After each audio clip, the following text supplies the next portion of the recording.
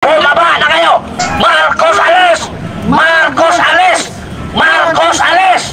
Magandang hapon sa ating lahat.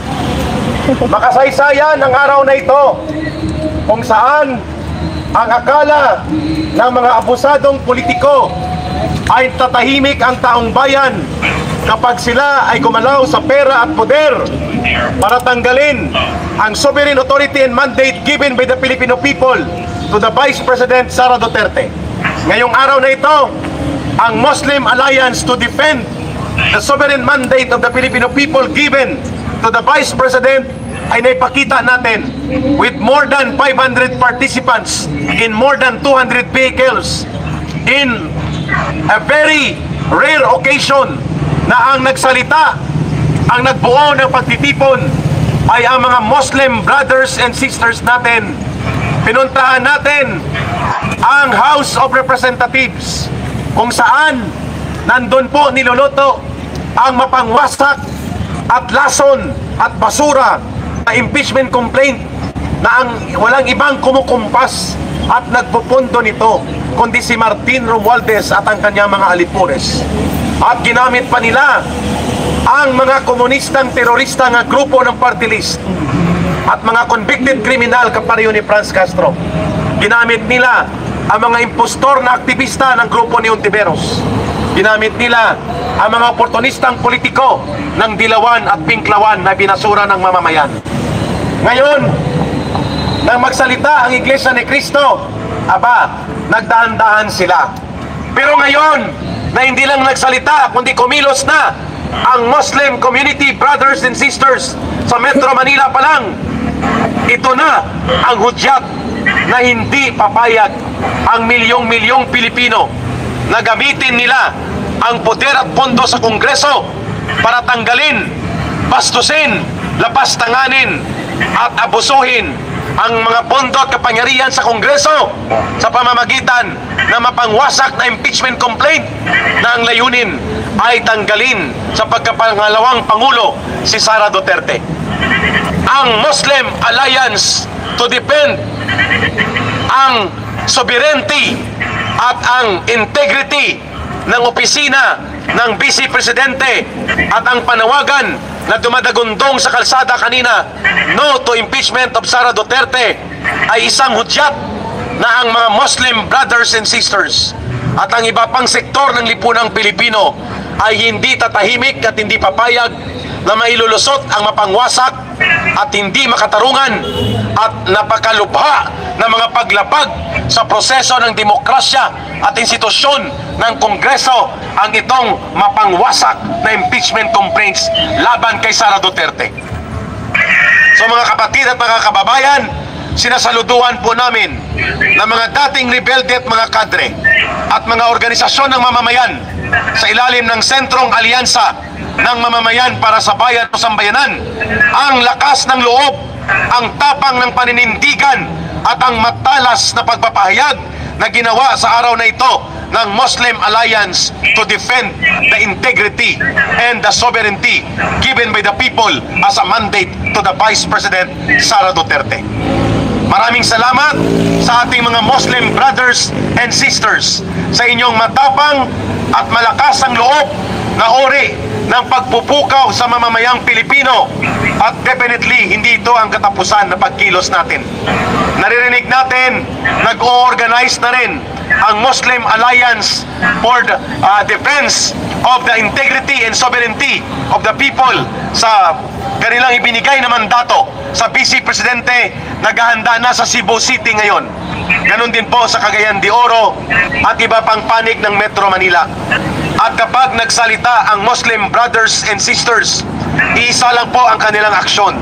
Tumutugon sila sa kung ano ang tama, anong matuwid, at ano ang nararapat sa ikabubuti ng ating bansa at ikabubuti ng sambayanang Pilipino.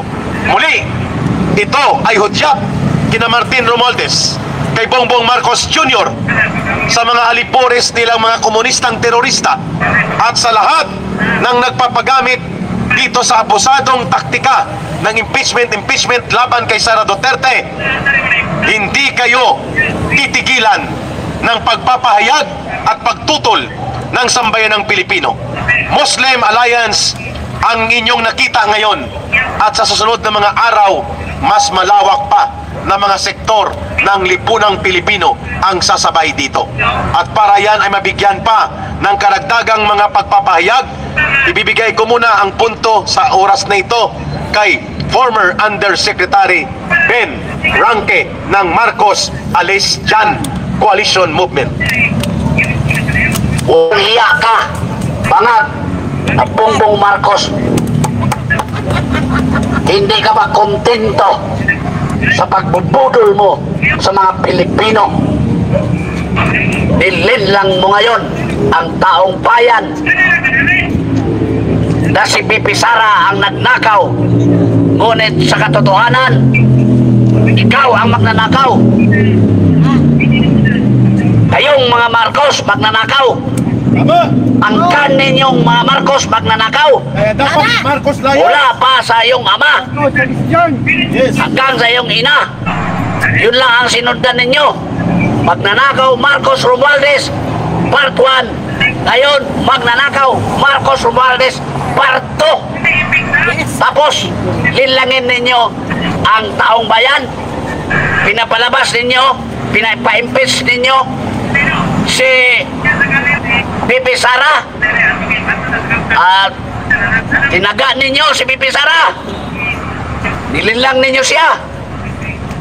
Bakit siya ang i-accuse ninyo nga nagnakaw? Kaya inyong impeach. Putangin na kayo, kayo ang magnanakaw. Yun, galit na si Yusek Ben. Kayo ang magnanakaw, hindi si Bibi Sara.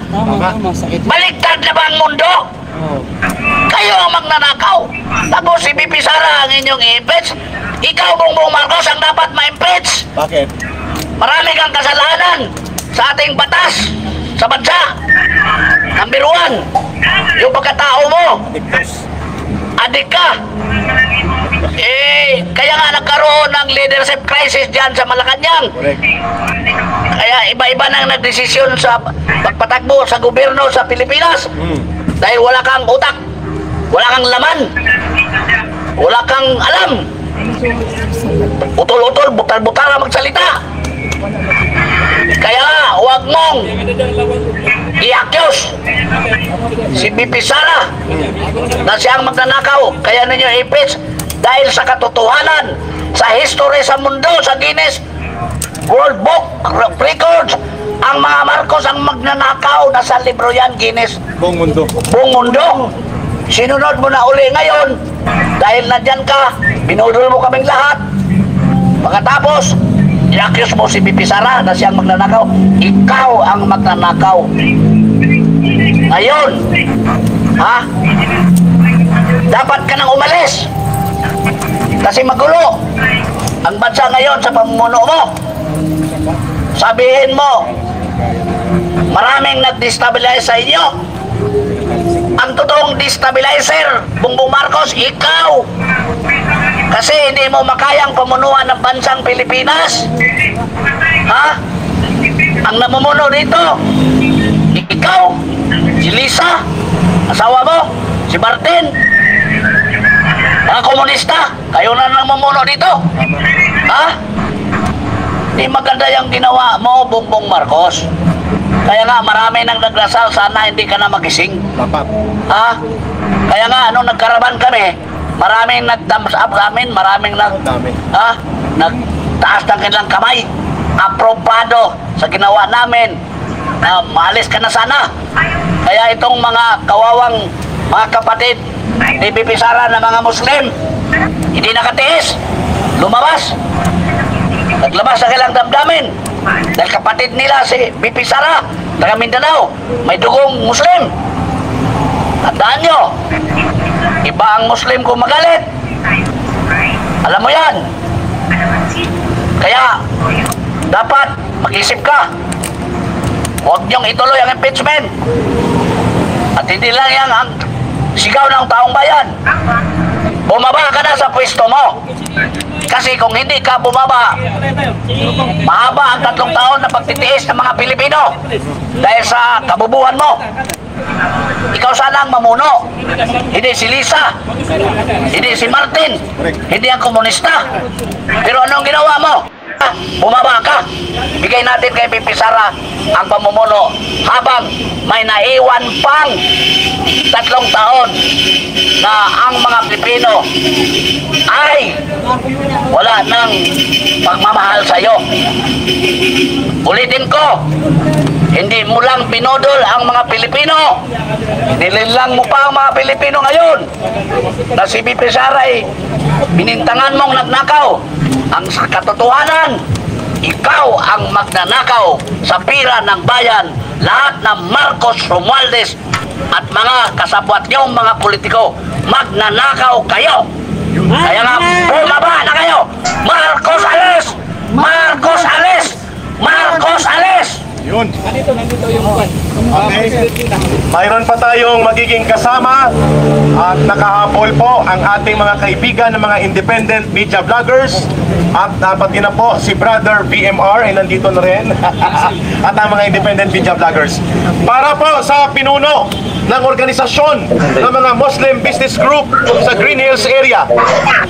Tagapagsalita po nila para sa Muslim Alliance to defend the integrity and sovereignty of the Vice President bilang may mandato sa mamamayang Pilipino. Tawagin po natin ang kanilang representative. Si Masip Malawanan. Nasib Malawan.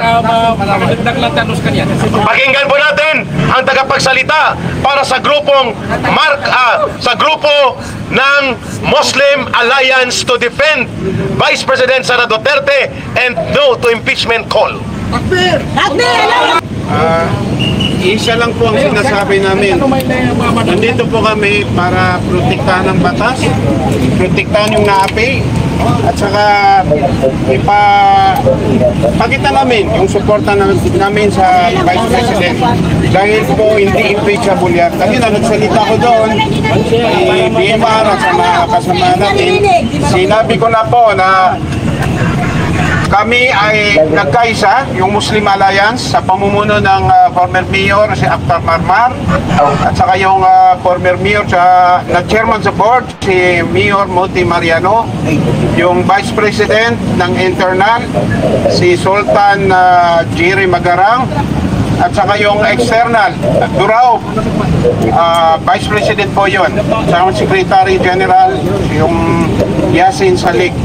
Kami po ay nandito para magkaisa dahil po sa pag-impeach kay Sara Duterte, yung pangalawang pangulo po ng Pilipinas. Kami po ay hindi namin maatim na nakita na natin sa yung PUA, talagang malinis yung record, pati yung ombudsman. At ang panawagan nila ng Muslim Alliance no to impeachment. Bismillahirrahmanirrahim.